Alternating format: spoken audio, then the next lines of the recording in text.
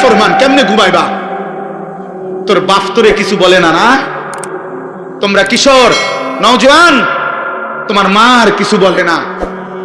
হাইওয়ানের মতো চুল, কোন মুশরিক কোন বেঈমানের মতো চুল রাখছো, সারাদিন এক ওয়াক্ত নামাজ পড়ো না, চেহারা সুরত দেখলে বোঝা যায় বন্য জন্তুর মতো, যার কারণে মা মুখ ফিরায় নিছে। আরে বদনসিব, তোর দুর্ভাগা কপাল, তোর বাপে আর তোকে ডাকে না, তোর মা তোকে ডাকে না। একবারে ঘুমায় 365 দিনে কোনো দিন তোমারে কেউ ফজরের নামাজের জন্য উঠায় নাই। আল্লাহর কসম, এটা তোর উপরে অভিশাপ ছাড়া আর কিচ্ছু না। বেটা বলে ভাত তো খাই হুজুর, ঘুম যাই, পেশাব পায়খানা করি, আমার তো কোনো অসুবিধা নাই। এগুলো আল্লাহ তাআলা খাবার, পেশাব পায়খানা, ঘুম আর ওই লজ্জাস্থানের চাহিদা, এটা কুত্তারও পূরণ হয়। কুত্তার কুত্তার কুত্তার কুত্তাও খায়, কুত্তাও ঘুমায়, কুত্তাও পেশাব পায়খানা করে, কুত্তারও লজ্জাস্থানের চাহিদা পূরণ হয়, নয়তো কুকুরের বাচ্চা হয় কেমনে? কি ভাবছো আব্বা? দিন রাত মোবাইলে কি দেখো? নারী, নর্তকী, জিনা, ব্যভিচার, উলঙ্গ দৃশ্য, কোন বেহায়া নারীর ছবি কেন দেখো? লজ্জাস্থানের চাহিদা তোমার, লজ্জাস্থানের শাহওয়াত। আমি যদি আমার এতগুলো মুরব্বিরে বাদ দিয়া শুধু আপনাদের কাছে মাফ চাইয়া বলি, যুবক ভাই তোদের কাছে, তোরা পেশাবের রাস্তার কাছে হেরে গেলি, তাহলে তোর জীবন শুধু এই পেশাবের রাস্তার লাগা। কাপুরুষ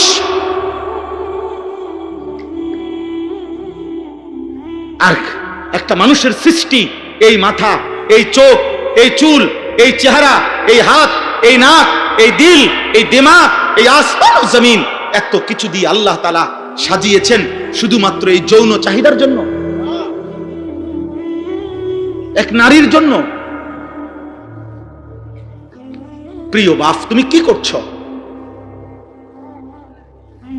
বলো না নওজোয়ান, বলো কি করছো বাপ? তোমরা কি করছো?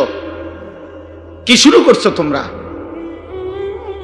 সুখ মিলবে না বাপ, খোদার কসম, গুনাহ সুখ দিবে না।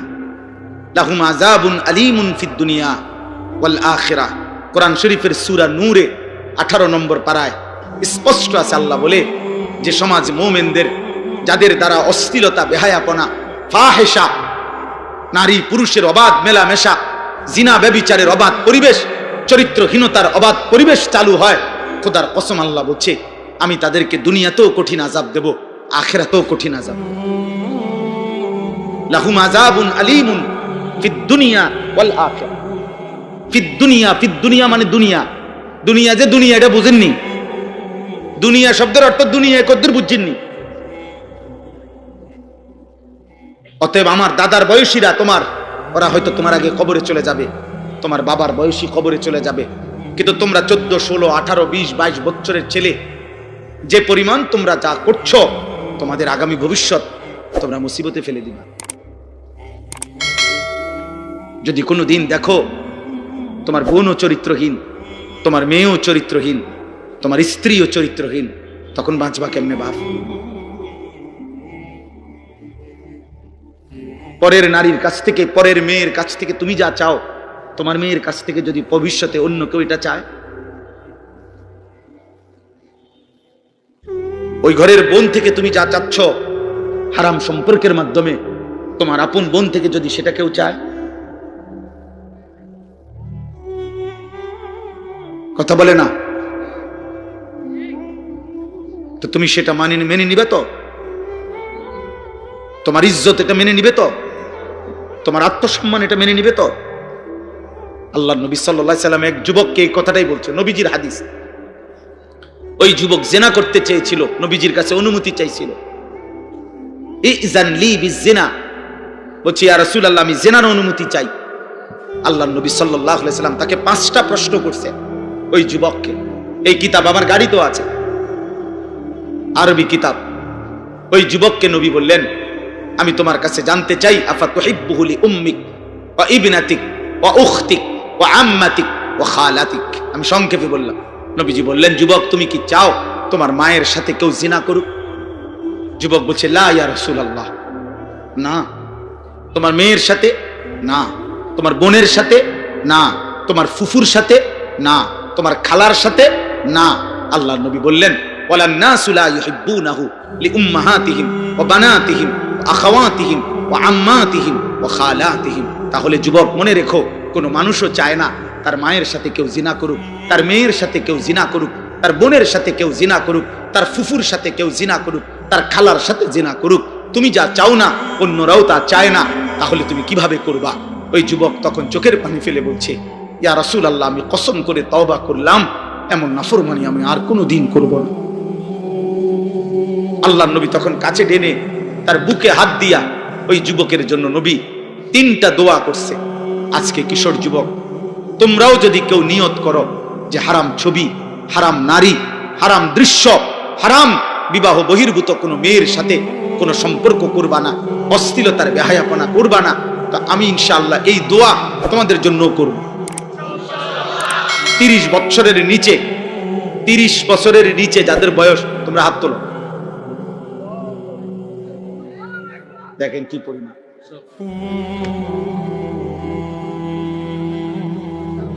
আয় কারীম, আল্লাহ তোমাদেরকে কবুল করেন। তো নবী সাল্লাল্লাহু আলাইহি সাল্লাম ওই যুবকের জন্য 3টা দোয়া করছেন। আল্লাহুম্মা গফির যামবাহু, আল্লাহ এই যুবকের গুনাহ মাফ করে দেন, আল্লাহ আমার এই নওজওয়ানদের গুনাহ মাফ করে দেন। ওয়াতাহহির কলবাহু, নবীজি ওই যুবকের জন্য দোয়া করছেন, আল্লাহ আপনি তার দিল পবিত্র করে দেন। আয় কারীম, আপনি আমার এই সন্তানদের দিলও পবিত্র করে দেন। ওয়া হাসসিন ফারজাহু, নবী 3য় দোয়া করছেন, আল্লাহ এই যুবকের লজ্জাস্থানকেও পবিত্র করে দেন। আমি যে যুবক দোয়া করি, আল্লাহ আমার এই নওজওয়ানদের লজ্জাস্থানকেও পবিত্র রাখেন। আল্লাহ কবুল করেন। আমার ভাই আলহামদুলিল্লাহ, আল্লাহ বলছেন বান্দা প্রশংসা আমার। চারিদিকের যে কোনো আয়োজন, তুমি যেখানেই তাকাবা আমার কথা যেন তোমার মনে পড়ে যে আমার রব দিয়েছে। जिधर देखता हो तू ही तो, হাজার মে সাজার মে তেরে রঙ্গ বু হে। গাছে দেখো, পাথরে দেখো, যেদিকেই দেখো আউলিয়া কেরাম বুজুর্গানে দিন বলতেন, আল্লাহ আপনারই রং দেখি, আপনারই গ্রাম শুনি, আপনারই কুদরত দেখি। মাওলা সব কার? আল্লাহ, সব আল্লাহ। আলহামদুলিল্লাহ রব্বিল আলামিন।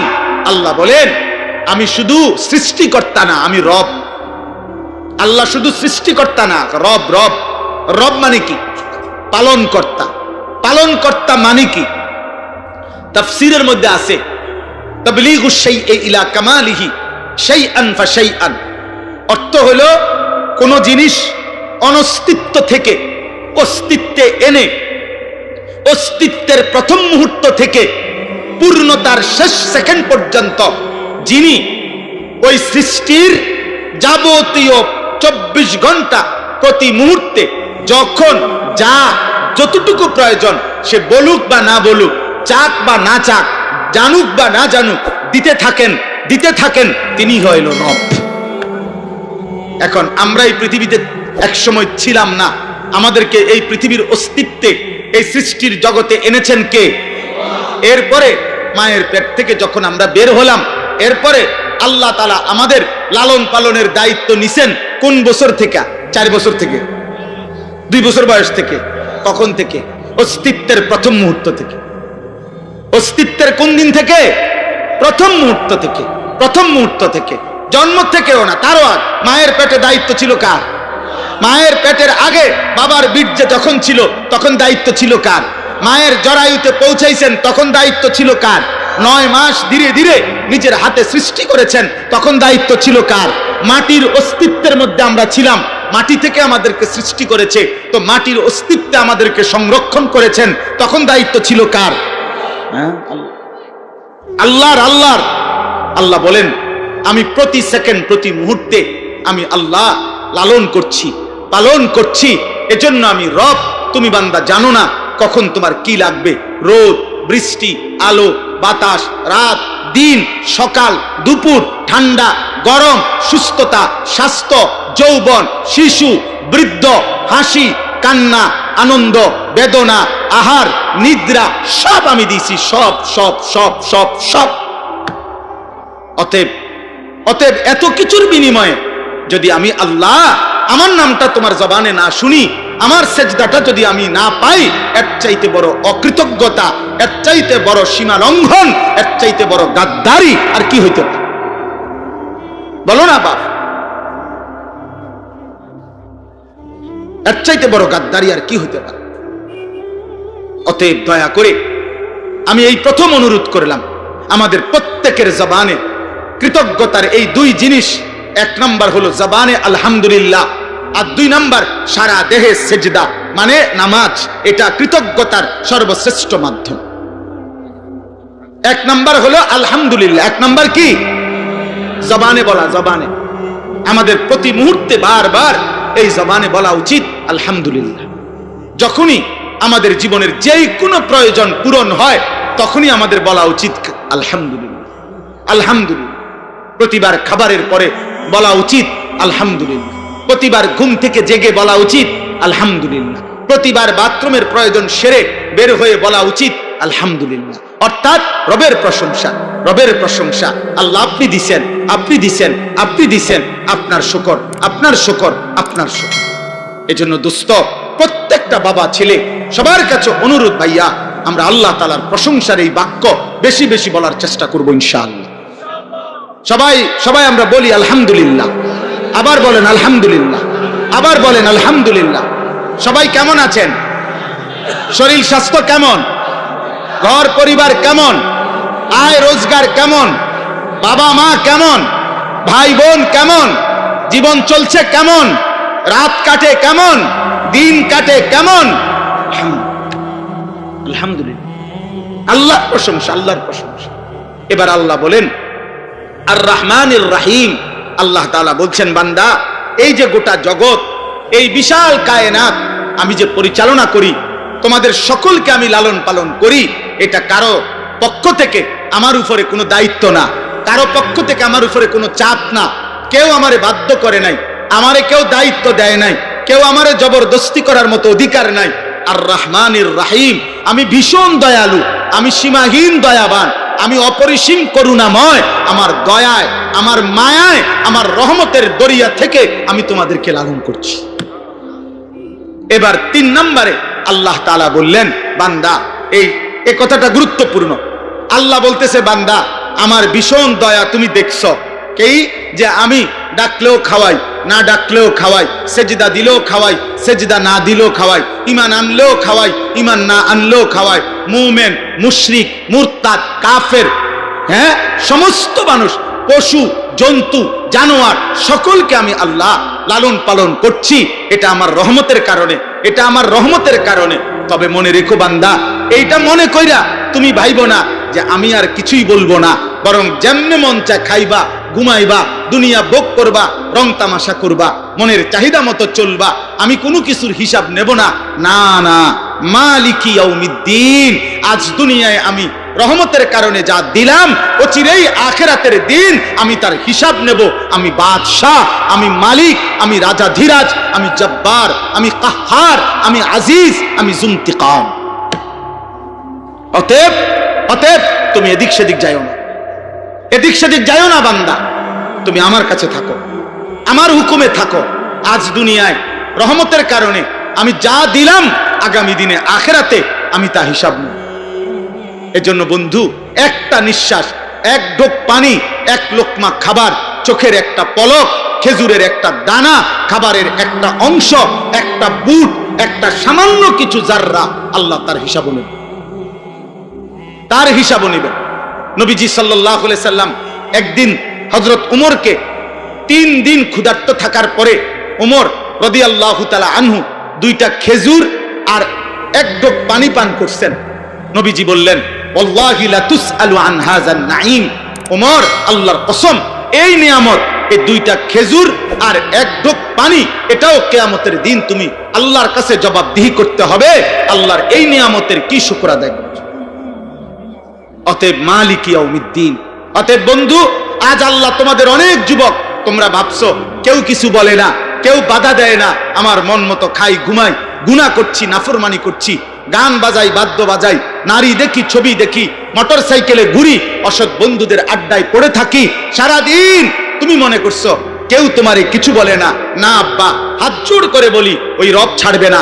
মা ছেড়ে দিছে, বাবা ছেড়ে দিছে, এই সমাজ ছেড়ে দিছে, এই দেশ ছেড়ে দিতে পারে, কিন্তু ওই আসমানওয়ালা মালিক বলছে আমি ছাড়বো না বান্দা, আমার একটা একটা জাররা জাররা নিঃশ্বাসের হিসাবও আমি নেব। অতএব সর্বশেষ কথা হলো ইয়্যাকা না'বুদু ওয়া ইয়্যাকা নাস্তাঈন। আল্লাহ তাআলা বলছে অতএব বান্দা যদি বুঝে থাকো আজ দুনিয়া আমি দিলাম, আগামী দিনে এই দুনিয়ার হিসাব আমি আখিরাতে নেব, অতএব দুই কথার দ্বারা তোমার দিল থেকে বা তোমার বলা উচিত ইয়্যাকা না'বুদু, যে আল্লাহ অতএব যেহেতু আপনি দিছেন সব, আবার আপনি হিসাবও নিবেন সব, কাজেই অন্য দিকে ঘুরে ফিরা লাভ নাই, আমি স্বীকৃতি দিলাম আমি আপনার গোলামি করব। কার গোলামি? আল্লাহর ইবাদত। তবে ওয়া ইয়্যাকা নাস্তাঈন, আল্লাহ আপনার হুকুম মানব, আপনার গোলামি করব, তবে একটা আবদার শুধু মাওলা, আমি একটু সাহায্য প্রার্থনা করি আপনার কাছে, আমি দুর্বল মানুষ, আমারে আপনি সাহায্য করেন, আমারে আল্লাহ আপনি তৌফিক দিয়েন, আমি যেন সেজদা দিতে পারি, আমি যেন গোলামি করতে পারি, আমি যেন গুনাহ ছাড়তে পারি, আমি যেন হালাল পথে চলতে পারি, আমি যেন হারাম বর্জন করতে পারি, এই গুনাহে ভরা দুনিয়াতে আমি আপনার রাজি মর্জির উপরে যেন চলতে পারি, আপনার আমারে সাহায্য করবেন। খোদার কসম হাদিসে আছে, আল্লাহর নবী বলছেন, আল্লাহ তাআলা বলেন যদি কোনো বান্দা দিল থেকে এই সূরা ফাতিহার এই দোয়া করতে পারে, চাইতে পারে, তো আল্লাহর ওয়াদা আছে ওয়ালি আবদি মা সাআলা, আল্লাহ ওয়াদা দিছে আমার বান্দা সূরা ফাতিহার মাধ্যমে যা চাচ্ছে আমি আমার বান্দাকে তাই দিয়ে দেব, তাই দেব। তুমি যদি বাস্তবিকে আমার সাহায্য চাও তো ইবাদতের জন্য, নামাজের জন্য, সেজদার জন্য, বন্দেগীর জন্য, গুনাহ ছাড়বার জন্য, হালাল রোজগারের জন্য আমি তোমারে সাহায্য করব বান্দা। তুমি বলো তুমি দিল থেকে চাও কিনা, বাস্তবিকে চাও কিনা। বাস্তবিক করতে চাইলে, কলব থেকে চাইলে, ইখলাসের সাথে চাইলে আমি আল্লাহ তোমাকে তৌফিক দিয়েই দেব, দিয়েই দেব, দিয়েই দেব। অতএব কিশোর ভাই, যুবক ভাই, শেষ কথা আমার, দোস্ত আমার, বন্ধু আমার, নওজোয়ান সাথী আমার, নষ্ট হইও না বাপ, নষ্ট হইও না। এই পৃথিবী তোমারে মনে রাখবে না রে আব্বা। গুনার পরে আমি শেষ কথা বলি, পাপীকে কোনোদিন মানুষ মানুষ নামে ডাকে না, পাপের নামে ডাকে, পাপের নাম। যে সুদখোর তারে আর মানুষ মানুষ নামে ডাকে না, সুদখোর নামে ডাকে, সুদখোর। মানুষ বলে ঘুষখোরকে মানুষ আর মানুষ বলে না, বলে ঘুষখোর। মদখোরকে মানুষ আর মানুষ বলে না, বলে মদখোর, নেশাখোর, গাঁজাখোর, ফুট্টাখোর, বাবাখোর, ডাইলখোর, ইয়াবাখোর, হারামখোর। এজন্য জুয়ারিকে মানুষ আর মানুষ বলে না, জুয়ারি বলে। জিনাকার ব্যভিচারীকে মানুষ আর মানুষ বলে না, ব্যভিচারী বলে, জেনাকার বলে, লম্পট বলে, চরিত্রহীন বলে।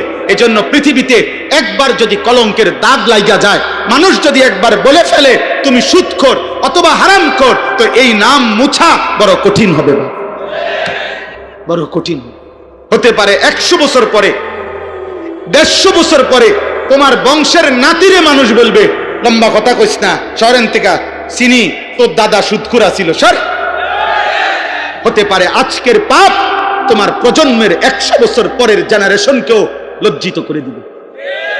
অতএব গুনাহ ছাড়ো আব্বা, নজর হেফাজত করো, আখলাক হেফাজত করো, তোমার জন্য তুমি করো, তোমার ভালো তুমি করো। নাফরমানের নাম থাকে না। কোন পাপীকে মানুষ শ্রদ্ধার সাথে, মহব্বতের সাথে উচ্চারণ করে না। আমি তো পরিষ্কার বলি, ফেরাউনের নাম এই পৃথিবীর কোন মানুষ ফেরাউন নামে কোন কুত্তার নামও রাখে না, কুত্তার নাম। নমরুদ নামে কোন কুত্তার নামও রাখে না, আবু জেহেল নামে কোন কুত্তার নামও রাখে না, কুত্তার নাম।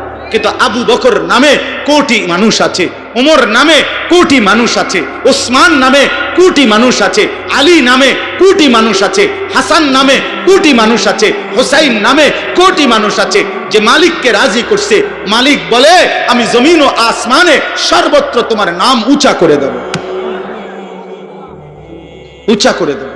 এজন্য আল্লাহ তাআলা আমাদের সকলকে ঈমান আমলের দৌলত দান করেন। উলামায়ে কেরাম আরো বয়ান করবেন, এই ধারাবাহিক বয়ান প্রত্যেকে শুনতে থাকেন।